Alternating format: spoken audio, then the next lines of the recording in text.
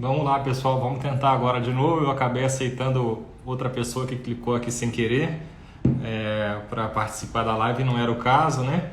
Então agora sim, vamos tentar começar, vamos esperar o João entrar para falar sobre essa comparação da Suprema Corte americana e da Suprema Corte brasileira. Agora eu estou vendo que o João entrou, vamos esperar o João solicitar, né? Agora vai dar certo.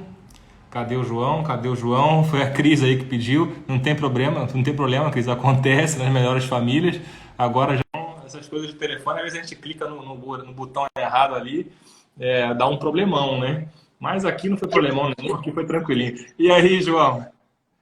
Grande Felipe, Beleza? boa tarde. Tranquilo? Boa Boa tarde a tarde. todos. Você viu o que aconteceu aqui? Eu fui te aceitar e aí cliquei em outra pessoa que tinha pedido para entrar na live. Pois é, eu vi, eu tinha solicitado também, né? Mas, Apareceu a solicitação, eu aceitei, realmente era muita gente entrando, aí eu não consegui ver, né? Mas acontece, já fechei, já entrei de novo, não tem problema, coisa da tecnologia. E aí, como é que você tá, meu amigo?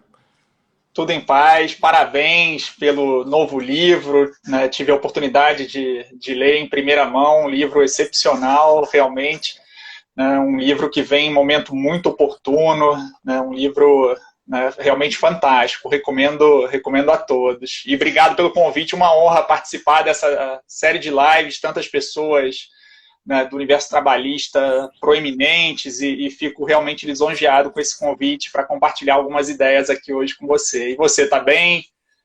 Tô bem, não tô 100%. Você sabe que eu tô com um pouquinho aí de talvez de gripe, né? Fiz até o PCR hoje aí, mas se Deus quiser não vai ser Covid não, mas tá tudo tranquilo, tudo sob controle, graças a Deus. Mas, pô, eu que te agradeço aí por participar, né? E também por ler o livro em primeira mão e, enfim, mandar as suas observações que são sempre cirúrgicas. Então, vários comentários. Sempre o João, ele é muito detalhista, tem um olho muito clínico. Então, sempre que eu quero escrever alguma coisa, eu mando para ele, ele sempre lê com maior boa vontade, né? Ele pega os errinhos que às vezes aparecem, algum errinho material, assim. O João é muito bom, escreve muito bem, né? Além de ter o domínio do português, enfim. E não podia deixar de conversar contigo aí nessa sequência. Mas é isso, cara. Então vamos começar a trocar uma ideia, né? E aí a gente colocou para falar sobre direito de trabalho na Suprema Corte dos Estados Unidos e a nossa Suprema Corte, em matéria trabalhista. Né? E aí, bom, aí eu passo para você, porque assim, eu sei que você é o especialista aqui, claro, em direito americano, né? No direito norte-americano. Eu não entendo praticamente nada, quase nada com relação a isso, mas a gente tem algumas curiosidades, né? Algumas coisas que a gente escuta falar. Então, por exemplo, eu tenho várias curiosidades que eu queria te perguntar, mas uma delas é essa questão histórica, né? De como é que eles evoluíram na Suprema Corte, lá em matéria trabalhista. Porque eu acho que teve períodos, né, João? Tipo assim, eu acho que teve a época lá do aquele presidente Roosevelt, né? Que tá aí, tem aquele plano Roosevelt, né? Para estimular a economia e tal. E aí, de repente, isso resulta que a Suprema Corte parece que teve uma resistência, né? Fala um pouquinho sobre isso aí para a gente começar a situar. O direito do trabalho, né, ele ocupa uma posição de grande destaque na história da Suprema Corte dos Estados Unidos. Né? Um dos casos mais célebres, mais famosos e mais conhecidos da história da Suprema Corte dos Estados Unidos foi um caso trabalhista, que foi o caso Lochner versus Nova York, né? Um caso julgado em 1905, que foi o seguinte: ele marcou toda uma era na história da Suprema Corte dos Estados Unidos. Os estados da federação lá têm poderes para editar leis trabalhistas, diferentemente aqui do nosso sistema federativo. E no final do século XIX, início do século XX, vários estados começaram a editar leis que limitavam jornada, que estabeleciam um pagamento diferenciado por horas extras.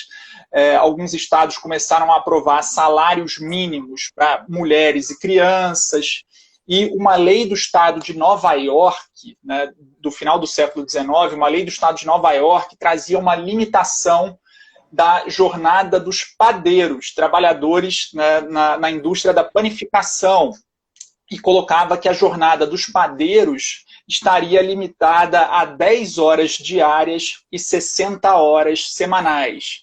Mas na Suprema Corte prevalecia uma doutrina ampla de laissez-faire, né, de liberdade econômica bastante acentuada, e a Suprema Corte entendia que esse tipo de lei feria a liberdade contratual e a liberdade das partes, né? Uma pessoa não poderia ser privada da sua propriedade sem o direito ao devido processo legal. Então, a Suprema Corte invalidou essa lei que trazia uma limitação de jornada lá dos padeiros de Nova York. E o caso Lochner, na verdade, tem esse nome, porque era uma padaria familiar, a padaria lá do senhor Lochner, ele questionou judicialmente, o caso foi até a Suprema Corte, e a Suprema Corte entendeu que essa seria uma lei inconstitucional. E esse caso é estudado não apenas na esfera trabalhista, mas em questões relativas à regulação econômica, né, e várias outras questões. Um caso que marcou toda uma era, porque esse tipo de interpretação prevaleceu por cerca de 4 décadas na história da Suprema Corte lá dos Estados Unidos. Essa interpretação só foi superada, né, como você bem pontuou, durante o período lá do New Deal, né, em que o governo começou a aprovar na esfera federal algumas leis trabalhistas e também, né, a Suprema Corte derrubava algumas leis. E o governo, inclusive o Roosevelt, tentou e chegou a cogitar a ampliação do número de ministros da Suprema Corte, né, de certa forma uma medida antidemocrática, né, mas ele quis, na verdade, foi colocar um certo tipo de pressão lá na Suprema Corte, na composição que existia na Suprema Corte. Isso não chegou a se concretizar porque a Suprema Corte dos Estados Unidos, em 1937, alterou o seu entendimento, né, aquele entendimento lá da era Lochner. Em 1937, a Suprema Corte chancelou uma lei estadual que estabelecia direito a salário mínimo para mulheres e crianças, no caso West Coast Hotel versus Parrish, que é um caso de 1937. Mas então o direito do trabalho ocupando um espaço de protagonismo também na Suprema Corte dos Estados Unidos, embora nos Estados Unidos a Suprema Corte julgue cerca de 80 processos por ano judiciário, né? Em cada ano judiciário só são apreciados o mérito de cerca de 80 processos, né? E aqui, se a gente for comparar com o STF em 2018 julgou 125 mil processos, né? E aí eu até te devolvo a bola, né, em relação ao seu livro sobre o STF, né? O STF, de certa forma, tem se mostrado meio que onipresente em questões trabalhistas, né? O STF decide a respeito, né, desde a possibilidade ou não de trabalho de gestantes e lactantes em ambiente insalubre, até mesmo o índice de juros e correção monetária aplicável a débitos trabalhistas, né, de certa forma fazendo, às vezes, de uma corte superior trabalhista. E nós temos uma corte superior, uma justiça especializada e um tribunal superior especializado no trato da matéria trabalhista. Então, eu até te devolvo a bola perguntando a você como você vê essa onipresença do STF, né, em relação a questões trabalhistas, e muitas vezes o STF não tem efetivamente essa expertise no trato da matéria trabalhista. Como você vê isso, meu amigo? Sem dúvida, eu concordo com acho que a palavra que você escolheu, onipresença, é muito feliz, né? Porque o Supremo está em tudo, né? Então, realmente, ele julga não só as questões criminais, as questões eleitorais, etc., e as questões trabalhistas, e especialmente assim, nos últimos anos, né? Eu tenho dito assim, geralmente a partir de 2014, o Supremo começou a ter uma atuação mais intensa em matéria trabalhista.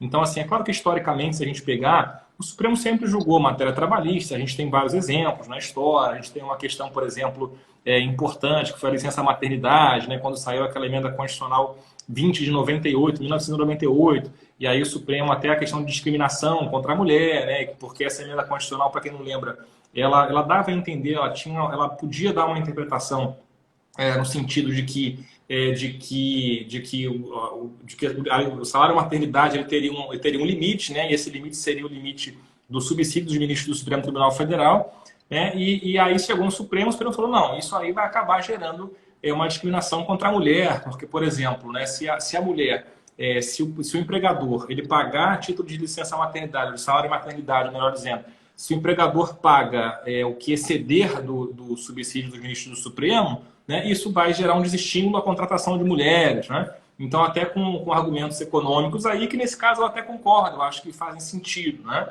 Porque senão seria justamente isso, quer dizer, o empregador teria que pagar a diferença entre o salário da mulher, que tivesse a fatiada pela licença maternidade, a diferença entre isso e o teto dos ministros do Supremo. Né? Isso ficaria sobre os ombros do empregador e certamente geraria um impacto. Então, essa é uma questão importante que a gente analisa. Tem outras questões também que o Supremo historicamente analisou.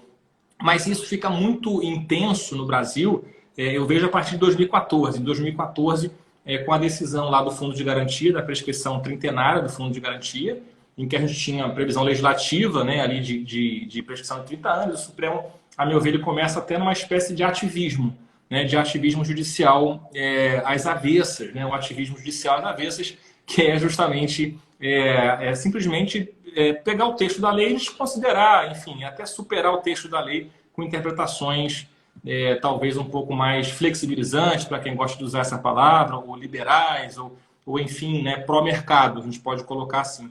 E é interessante, João, porque assim, e tudo isso que eu falei para concluir uma conclusão parcial, né, claro, é que a gente tem aqui só para destacar aqui que a gente está aqui não para discutir casos concretos, né?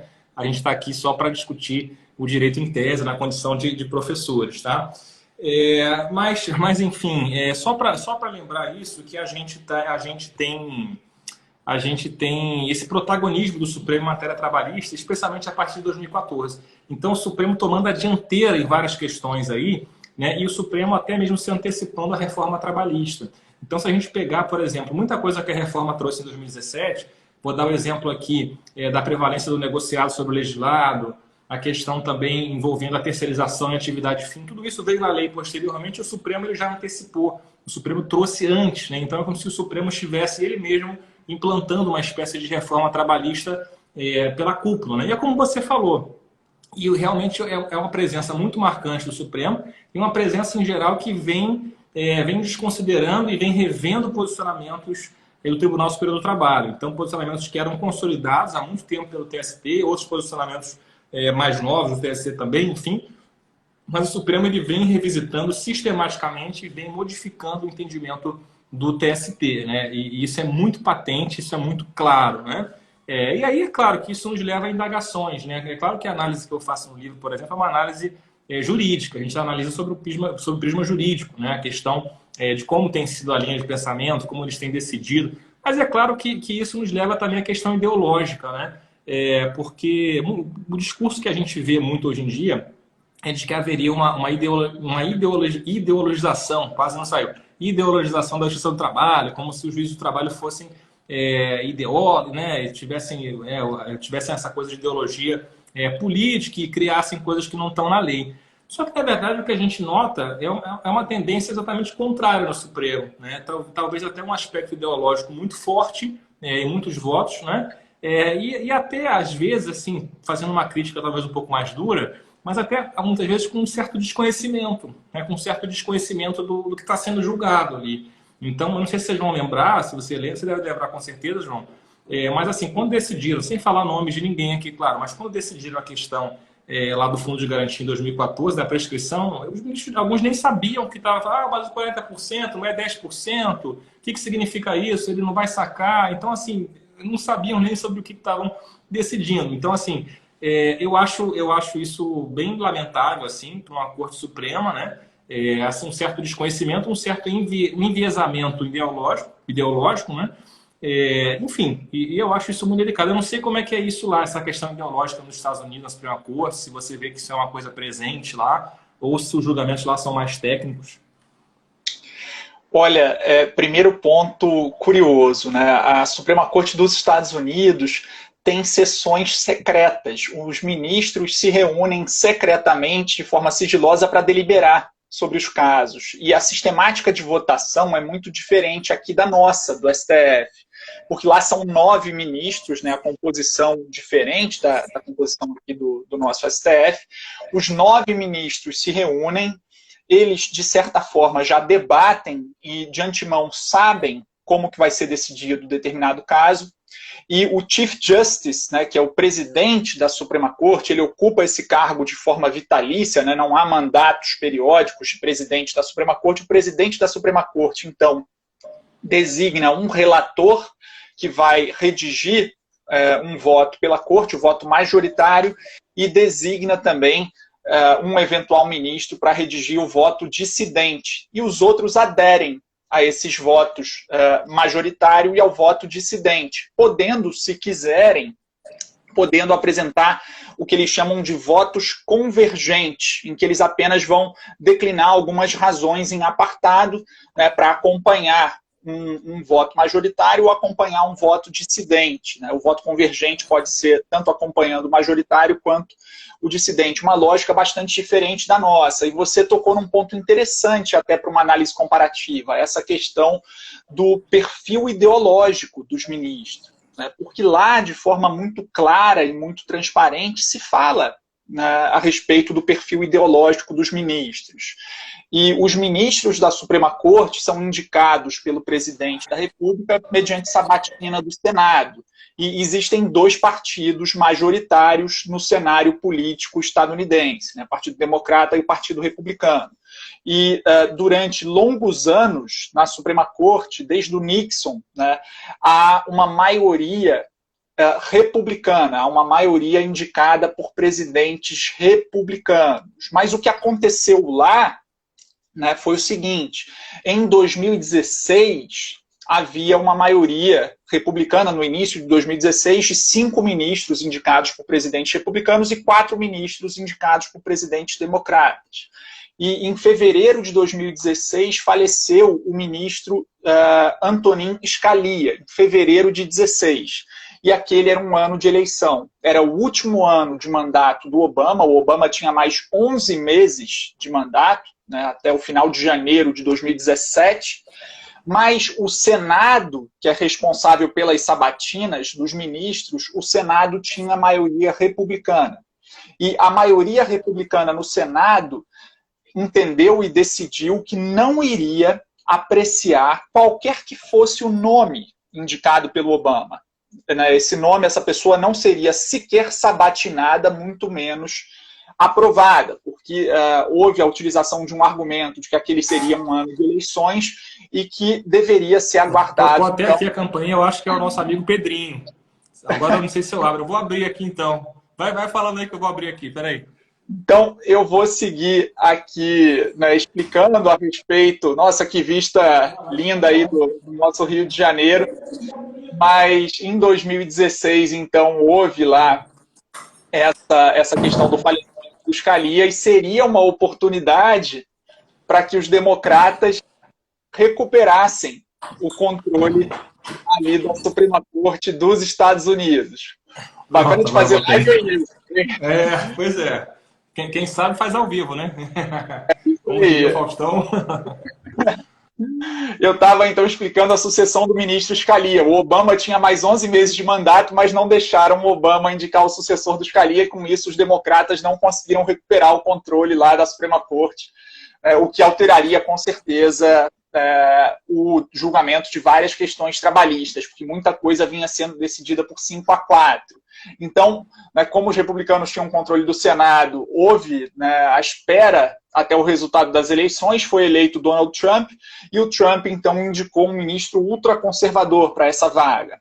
Em 2018, um outro ministro de perfil moderado, considerado moderado, ele se aposentou e o Trump indicou mais um ultraconservador. E no ano passado, que também era ano de eleição, em 2020, em setembro de 2020, faleceu a juíza Ruth Bader Ginsburg, que muitos devem conhecer, tem filmes sobre ela. Eu recomendo, inclusive, o filme, o documentário A Juíza, né, o romance Suprema, também excelentes filmes. A juíza talvez mais progressista ali dentro da Suprema Corte dos Estados Unidos, inclusive isso era visível em vários casos trabalhistas, né, que adotava interpretações mais pró-trabalhador, né, que era a juíza Ginsburg. Ela faleceu em setembro de 2020, faltando cerca de 45 dias para a data das eleições presidenciais, lá nos Estados Unidos, que foi o dia 3 de novembro. Ela faleceu em setembro, né? E de forma célere, né, de forma muito expedita, o Senado, que ainda tinha maioria republicana, aprovou a indicação do Trump. E mais uma juíza que foi indicada de perfil ultraconservador. Então, hoje é dito, e não sou eu que estou dizendo isso, né? Os professores lá diziam, a Suprema Corte dos Estados Unidos tem o perfil majoritário mais conservador dos últimos 90 anos. Aí são 6 indicados por republicanos, hoje 3 indicados por democratas.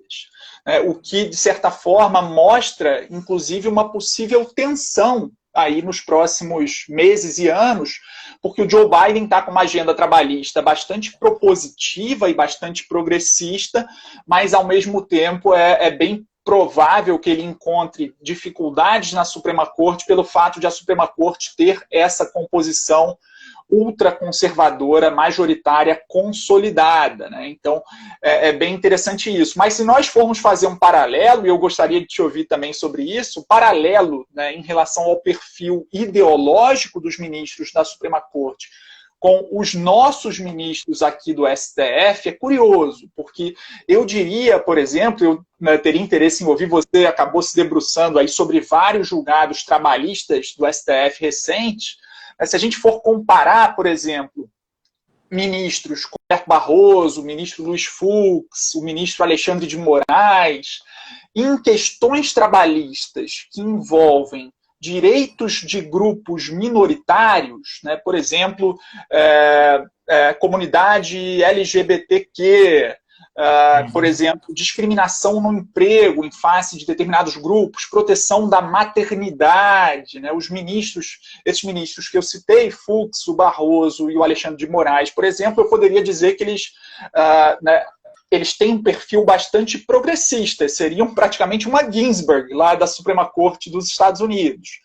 Mas em questões trabalhistas de cunho econômico, questões que envolvem direitos sociais, questões que envolvem direito coletivo do trabalho, sindicatos, esses mesmos ministros têm interpretações muito conservadoras. Eu os compararia, por exemplo, ao juiz Gorsuch, ao Brett Kavanaugh, né, e a ministros de perfil bastante conservador ali, o Clarence Thomas, dentro da Suprema Corte dos Estados Unidos. Então, por isso que eu devolvo a bola até para você, em relação a esse perfil ideológico nas questões trabalhistas. E isso aqui, muitas vezes, as pessoas não gostam desse tipo de debate, mas nos Estados Unidos é um debate normal, transparente, fazem gráficos com o perfil ideológico dos ministros em determinadas questões para analisar como cada um vota. Hoje já utilizam até inteligência artificial para fazer, né, medidas em relação a isso. É bem interessante, eu gostaria de ouvir também a sua experiência baseada aí no estudo que você fez para a elaboração desse livro fantástico. Muito interessante o que você falou, e é bom saber realmente, né, que nos Estados Unidos eles debatem isso de forma mais aberta, porque aqui no Brasil parece que é um pouco tabu. Até em alguns momentos, em alguns votos, né, quando eu estava pesquisando, estudando para o livro, em alguns momentos a gente nota que surge essa questão ideológica, até algum comentário, né? Eu me lembro de um trecho, não vou lembrar o acórdão agora, claro, mas uma situação em que era um debate entre o ministro Barroso e a ministra Rosa Weber, sobre a questão do amianto, até a questão do amianto. E aí discutiam, né, o enquadramento daquela situação como doença ocupacional, como acidente de trabalho. E o ministro Barroso, em certo momento do debate, o ministro Barroso ele coloca que a opinião dele, que a visão dele não é uma visão ideológica. Supostamente ele coloca, a minha visão não é ideológica, a definição do que é amianto, do que seria doença ocupacional, o que seria acidente de trabalho, é uma visão que tem que ser técnica. Só que ele estava querendo dizer isso para dizer que a doença ocupacional não é acidente de trabalho. Né? A ministra Rosa Weber sustentando e defendendo que a doença ocupacional, no caso a doença adquirida pelo contato com amianto, ela se equipara a acidente de trabalho para todos os efeitos. Né? Esse era o tema que estava sendo debatido naquele momento. E o ministro Barroso acusa a ministra Rosa Weber de ter uma opção ideológica porque ela considera que se tratava ali de uma situação, o amianto seria uma situação equiparada a acidente de trabalho. Então, aí a ministra Rosa Weber, nesse momento, pede a palavra de volta e esclarece que não, que essa é a opção da lei. É a lei que estabelece que o acidente de trabalho, que é a doença ocupacional, ela se equipara ao acidente de trabalho para todos os fins, inclusive para fins de estabilidade. Eles discutiam ali a questão da estabilidade acidentária, né? O artigo 118 da Lei 8.212 ou 13, eu nunca sei, mas aquele artigo que prevê a estabilidade de 1 ano após o retorno da alta médica, enfim. E aí fica até um clima meio chato, né? Porque o ministro acusa o colega de ser ideológico porque ele está simplesmente repetindo o texto da lei. Então isso é muito delicado. Mas é bom saber que nos Estados Unidos eles debatem isso. E eu acho que a gente tinha que debater isso no Brasil também de forma mais aberta, né? Mas é claro que a gente, até pelo que a gente percebe, mesmo que sem um debate mais aprofundado com relação a isso, a gente percebe muito claramente, é o que você falou. Então, assim, matéria trabalhista no Supremo, a gente percebe que, em geral, o que vinha acontecendo, né, pelo menos até a entrada do ministro Cássio Nunes Marques, né, era o seguinte: a gente tinha geralmente 3 ou 4 votos num sentido e os outros votos, 6 ou 7 votos, no sentido contrário. Então, 3 ou 4 votos com uma interpretação que eu diria mais progressista do direito do trabalho, que até é curioso, porque a interpretação que esses 3 ou 4 minoritários dão acaba sendo uma interpretação que é o direito do trabalho raiz, vamos dizer assim.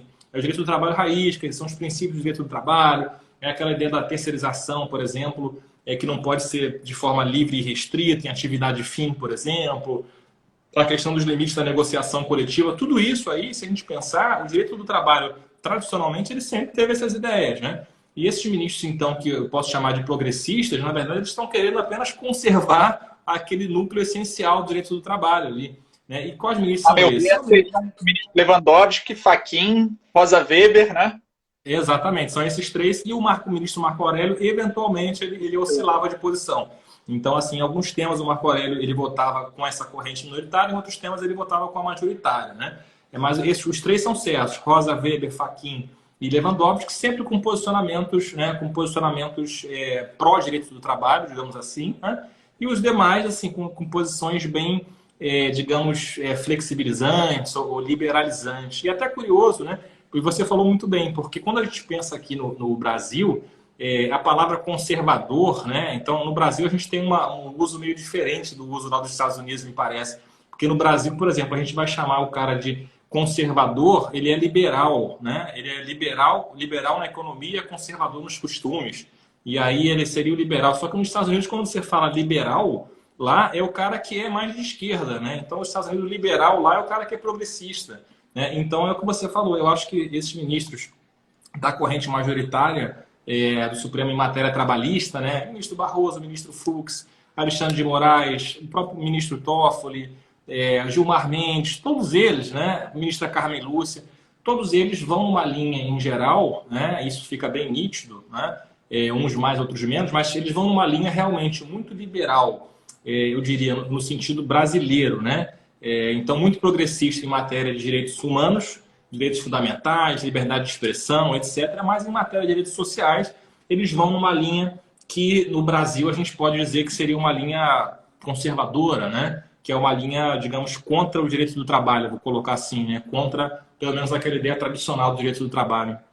Então isso fica bem nítido nesses ministros. Se eu puder fazer mais uma pergunta em relação aos posicionamentos desses ministros, né? Nós temos visto cada vez mais a utilização também de argumentação com base em princípios da microeconomia, né? Princípios, muitas argumentações, né, em sentido até de certa forma utilitarista, consequencialista, ideias ali daquele chamado pragmatismo, da análise econômica do direito. Na esfera trabalhista a gente tem visto isso muito, né? Argumentos do tipo, como que a gente não tem ouvido esse tipo de argumento na esfera trabalhista? Essa medida que eventualmente muitos acreditam que seria para proteger, ela acabará produzindo efeitos contrários, né? E muitas dessas visões, até se a gente for analisar, eu recentemente li uma crítica sobre isso, né? Se nós formos analisar, por exemplo, a questão da introdução de um equipamento de proteção individual numa determinada fábrica de uma determinada região. Em tese, se nós formos analisar sob o prisma microeconômico, né, se o empregador ele precisa introduzir ali um equipamento de proteção individual, ele possivelmente terá que aumentar um pouco o valor do seu produto, e isso vai, de certa forma, né, diminuir a demanda pelo seu produto. Isso pode ter efeitos deletérios, como geração de desemprego, esses argumentos da microeconomia, mas argumentos econômicos que muitas vezes se baseiam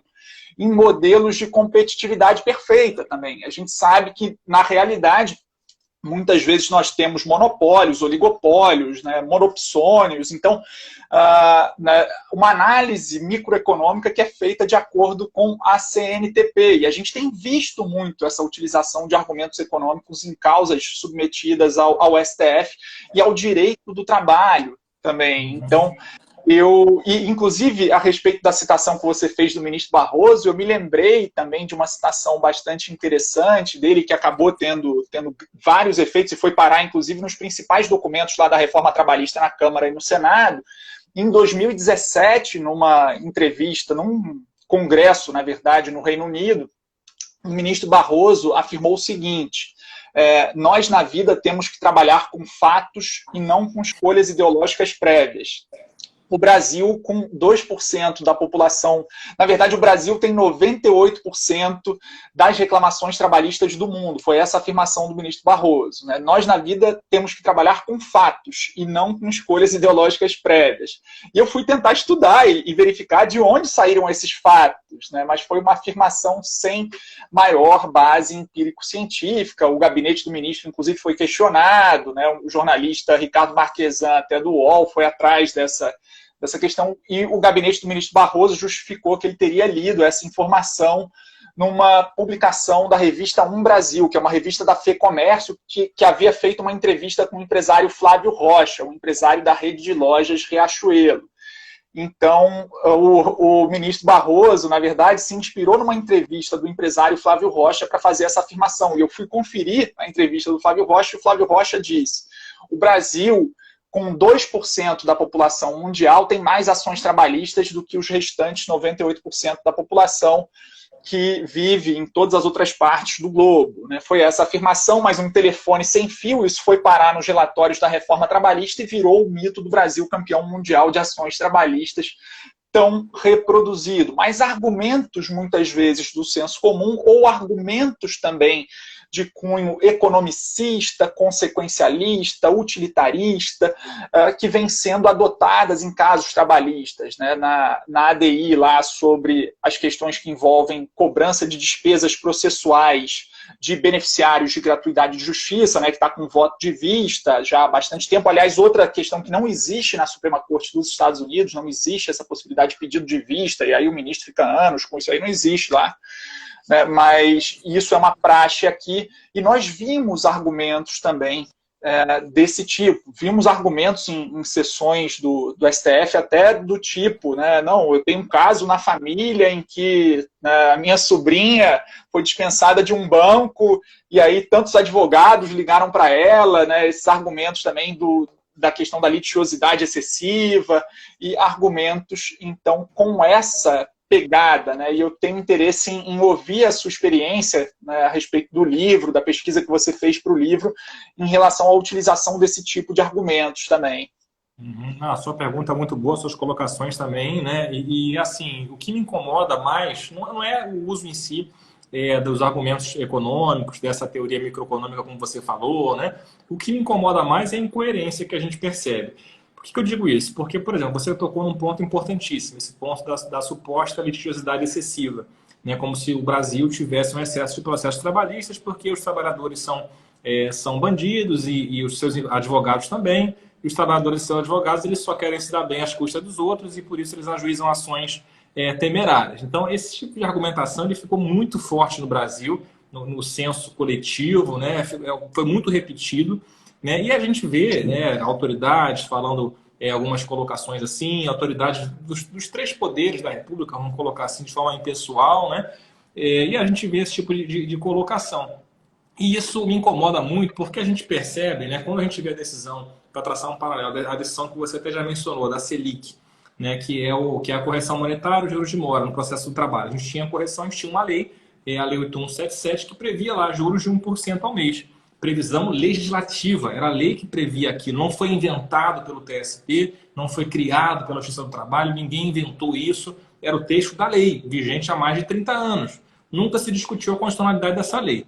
De uma hora para outra, essa lei é revogada. Eu só posso dizer revogada pelo Supremo, porque, enfim, uma argumentação de que é inconstitucional, até hoje ninguém entendeu qual o motivo da inconstitucionalidade, né? Então, assim, eu li esse inteiro teor desse acórdão lá da Selic e, assim, os votos lá você não tem fundamento jurídico da inconstitucionalidade. Você tem argumentação econômica, porque isso gera um impacto de tantos bilhões, de tantos, de não sei o quê, parará, parará, porque o crédito civil ele vai ter um índice menor, você vê esse tipo de argumentação. Agora, argumento jurídico mesmo, qual o dispositivo da Constituição violado pela lei que previa os juros de 1% ao mês, esse argumento até hoje eu estou procurando, até hoje eu não encontrei nesse acordo, acho que nunca vou encontrar. Mas o que me incomoda é isso, então, essa incoerência, porque de um lado se fala, vamos reduzir a litigiosidade, vamos reduzir a quantidade de processos trabalhistas, né? E aí vem a reforma, o Supremo, como você falou, essa questão dos honorários advocatícios, das despesas processuais, do beneficiário da justiça gratuita, isso é uma questão que está pendente no Supremo. Né? O Supremo começou a julgar isso lá em 2018, está com voto vista, né? Pedido de vista do ministro Fux, está lá 3 anos parado, até agora a gente não tem previsão de quando isso vai ser julgado. Mas o fato é, a gente tem, então, uma tendência muito clara no Supremo. Se eu pudesse prever o futuro, é claro que a gente não tem como prever o futuro. Mas é claro que eu diria que a tendência grande do Supremo é validar esses dispositivos da reforma. É dizer que isso é válido, que isso é constitucional, sim. Né? E essa argumentação economicista, essa argumentação de que o objetivo é reduzir a quantidade de ações, porque existe uma litigância temerária, infundada, certamente, até o ministro Barroso, quando votou já, ele até propôs alguns critérios ali, que foram critérios, a meu ver, com todo respeito, um pouco confusos, né? De qual vai ser o critério para cobrar honorários ou para não cobrar honorários, aí tem um percentual do INSS, um negócio que foi ali criado. Mas tudo bem, né? Mas eu vejo como tendência que o Supremo vai dizer que isso é válido, que isso é constitucional. Tá? Aí, de outro lado, vem a decisão da Selic, né? E aí, se a gente trabalhar com essas categorias econômicas que você bem mencionou aqui, né?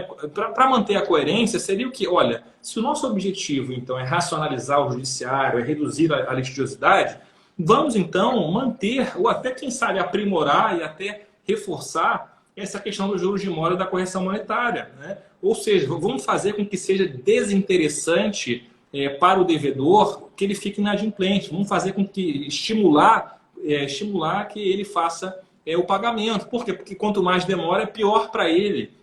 Isso sim seria um incentivo econômico, né? Dentro dessa perspectiva de que os agentes econômicos eles são seres racionais, que eles vão racionalizar a situação, né? O empregador ele racionalizaria. O que a gente tem hoje, na verdade, é um estímulo contrário. Né? Por quê? Eu sempre tenho dado esse exemplo aqui. A taxa Selic hoje até subiu um pouquinho, mas ainda está bem mais baixa do que a inflação. Ela está em 3,75, se não me engano, está nesse percentual, mas não repõe nem a inflação, que dirá juros. Né? O que acontece aqui é o seguinte, do ponto de vista econômico, estritamente econômico-financeiro, é muito melhor para o empregador que ele faça o quê? Que ele não pague verbas básicas para o seu empregado. Eu estou falando aqui de salário, por exemplo. Ele deixa de pagar salário 2 meses, por exemplo, manda o cidadão embora, manda o empregado embora, dispensa e não paga nada. Né? Isso é muito comum, né? No Brasil a gente sabe, em todo o Brasil acontece isso. Manda embora, meu amigo, procura seus direitos na justiça. Né? E o cara está ali com 2 meses de salário atrasado, ele está ali e sem receber rescisão contratual, sem receber nada. Perceba, digamos que seja uma dívida de 10 mil reais.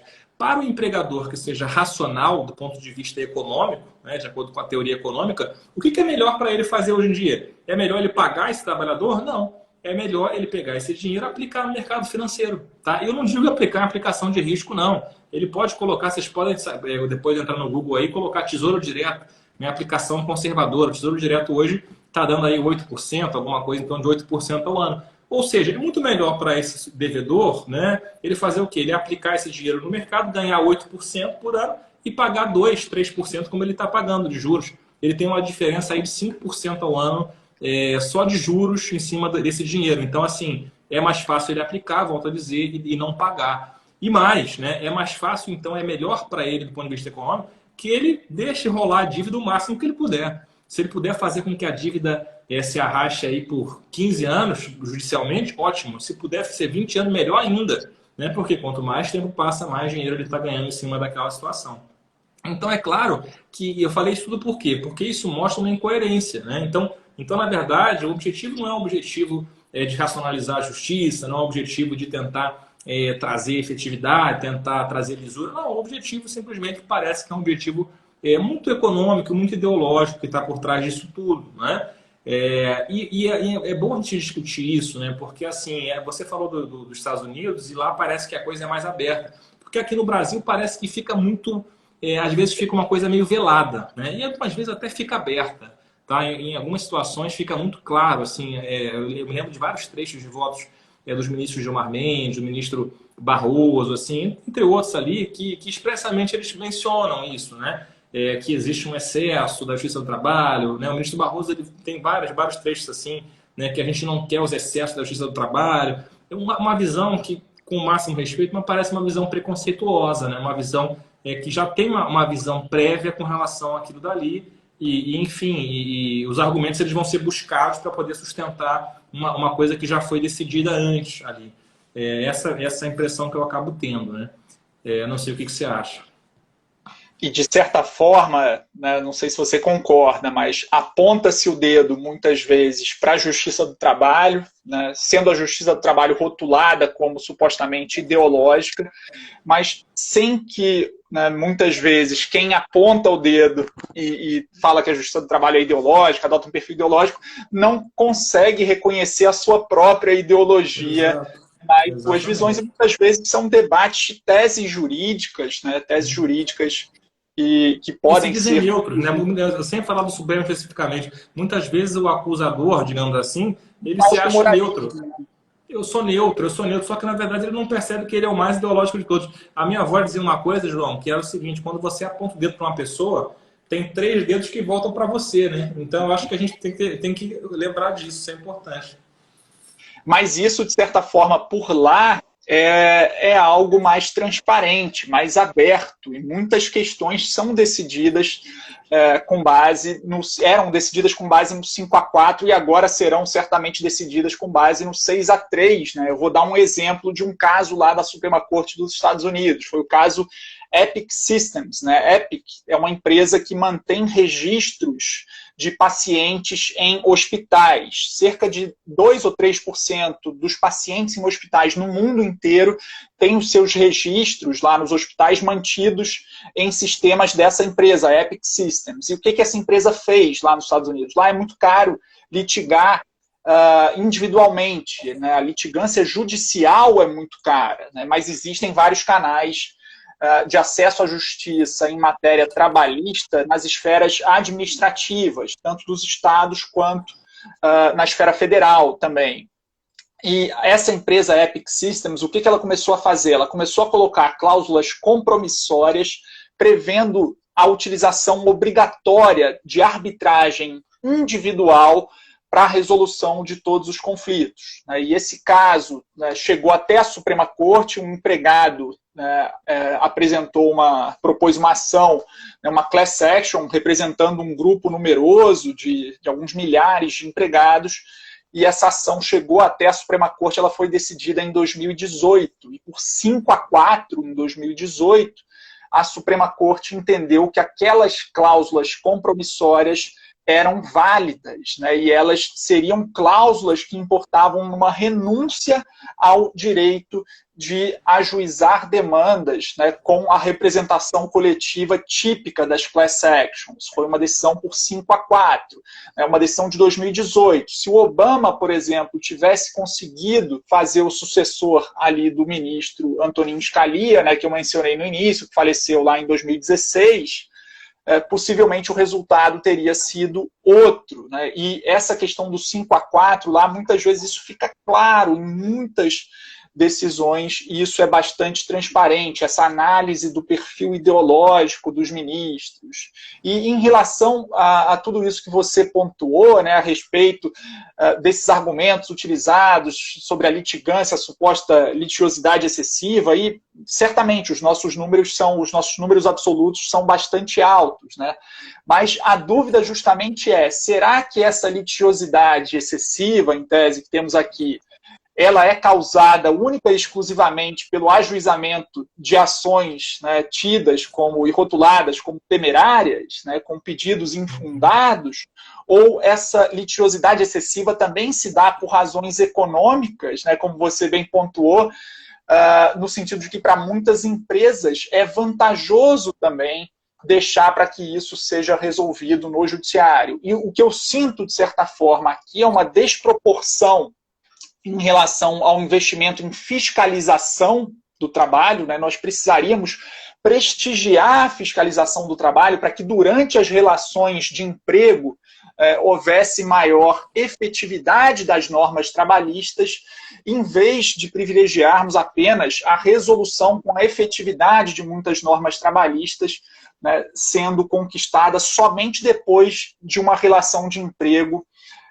ter se encerrado, né? A justiça do trabalho, muito como a justiça de partes desempregadas. Muitas pessoas, a maioria das pessoas que ingressa na justiça do trabalho, ingressa depois de extinto o seu vínculo de emprego. Mas muitas vezes eu tenho essa percepção também. Muitas empresas, ao colocar na ponta do lápis, e você deu o exemplo agora da questão dos juros e correção monetária, ao colocar na ponta do lápis, é vantajoso para as empresas deixar tudo acontecer e aguardar a resolução apenas na Justiça do Trabalho. Agora, em relação a juros e correção, sem dúvida alguma, né? Você bem pontuou, no momento em que rendimentos conservadores de renda fixa, né, estão em patamares muito baixos, ainda assim esses rendimentos, né, Tesouro Direto, são superiores agora aos índices de juros e correção aplicáveis aos débitos trabalhistas, de acordo com a decisão lá da ADC 58. Né? Então, são questões a serem pontuadas, né? E são questões realmente para nós refletirmos e trazermos aí num debate acadêmico. Hoje, a questão dos honorários sucumbenciais, né, que, de certa forma, são uma porta que se fecha de acesso à justiça. Se a pessoa tem ali uma demanda a respeito de assédio sexual, de discriminação no emprego, que são ações, muitas vezes, que exigem a produção de uma prova muito difícil, uma prova quase diabólica. É muito difícil de essa prova ser produzida, né? Em questões de assédio, né? Assédio moral, assédio sexual, questões que envolvem condutas e práticas discriminatórias, né? Isso é muito difícil de ser provado. E se o sujeito tem a receber R$5.000 de verbas rescisórias e pede uma indenização por danos morais em virtude de uma prática dessas, né? E formula o pedido no valor de R$50.000, e os honorários sucumbenciais são fixados em 10%, ele vai perder as verbas salariais típicas, né, muitas verbas de natureza alimentar mesmo, ele vai perder em virtude daquela improcedência, que não foi uma improcedência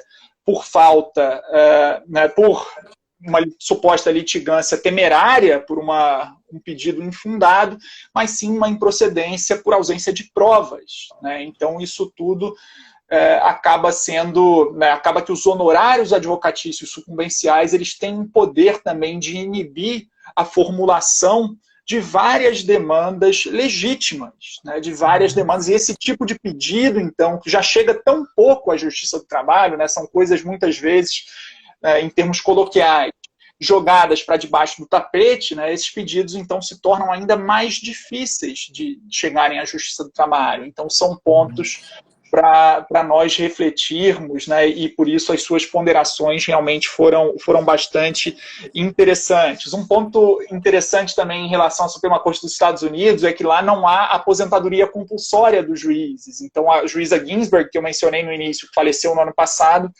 ela faleceu com 87 anos, ainda em atividade, né, mas aqui nós temos aí a aposentadoria compulsória dos ministros, né? Por exemplo, sabemos que anos, né? Vai sair o ministro Marco Aurélio agora, inclusive. Eu acho que é agora em junho que ele sai, não? Tá para sair já.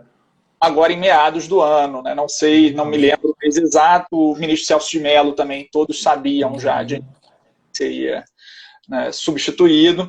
E é até um ponto curioso para nós compararmos, né? Mas lá o que acontece nesse momento é o seguinte: o Biden criou uma comissão também por conta de toda essa questão da sucessão do ministro Scalia, né, foi criada uma comissão pelo Biden, e lá a questão da composição da Suprema Corte não está prevista na Constituição dos Estados Unidos, isso está previsto numa lei ordinária.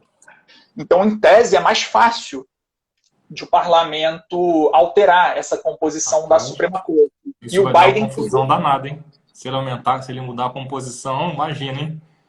É uma medida tida como antidemocrática, né? Até quem leu aquele livro, Como as Democracias Morrem, né? Essa é uma medida tomada por líderes antidemocráticos, seria, de certa forma, um erro para corrigir outro erro.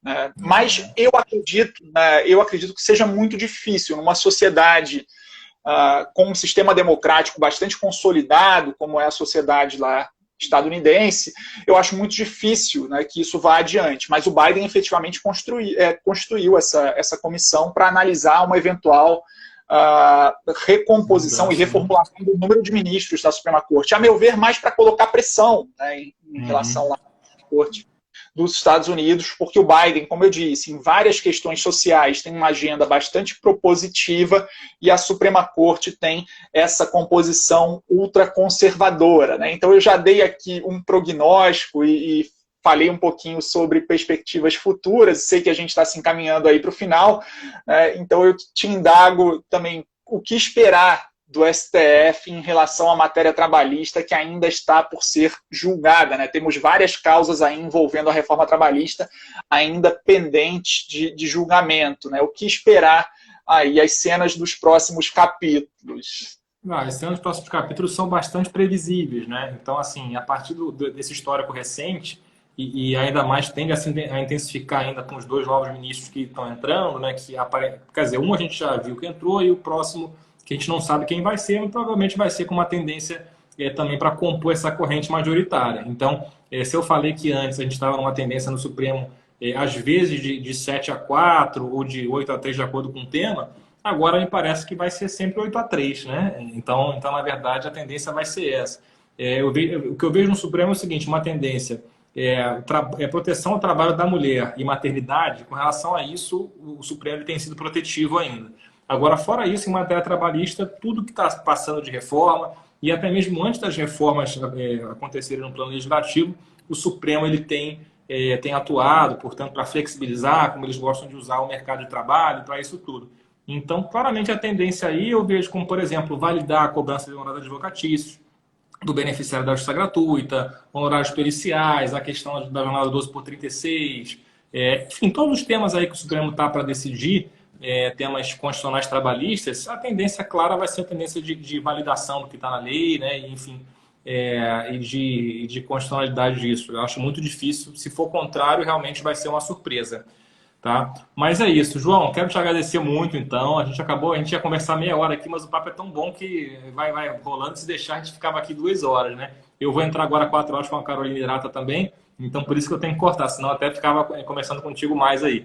Mas, olha, quero te agradecer muito mais uma vez. Você sabe que você é um cara que mora no meu coração, que você me ajudou muito nesse livro novo também, com ideias, com opiniões, né, com correção de erros. Então, assim, tenho muito que te agradecer. A live foi só um reconhecimento também a você, para reconhecer aí essa sua parceria, né, seu carinho. E é isso. Te agradeço aí. Te passo para você se despedir aí. Obrigado, né, pelas palavras tão gentis e merecidas, né? Você é um amigo querido e por quem eu tenho grande admiração, não preciso falar isso. Sem dúvida alguma, você é um grande expoente já do nosso direito do trabalho e do nosso processo do trabalho, não tenho a menor dúvida, né, de que a sua estrela já brilha e ainda brilhará muito mais. Tomara que seu livro chegue aí aos 4 cantos do Brasil, né, um livro excepcional, incrível, um prefácio incrível do ministro Agra Belmonte para coroar essa obra fantástica. Eu agradeço por esse convite tão gentil e generoso, né, para participar dessa série de lives com pessoas tão notórias e proeminentes aí do meio trabalhista. Agradeço de coração a todos que estiveram aqui, vi muitas pessoas muito queridas aqui que estiveram conosco essa tarde de sábado, né? Muito obrigado a todos, foi um prazer. Parabéns mais uma vez pelo livro. Grande abraço, ótimo final de semana. Maravilha, obrigado, João, obrigado a todos aí. Daqui a 5 minutinhos eu vou entrar então com a Carolina Hirata para falar sobre regime jurídico da magistratura e do Ministério Público, tá? Vai ser incrível também. Valeu, João, um abraço, até mais, tchau, tchau. Grande abraço.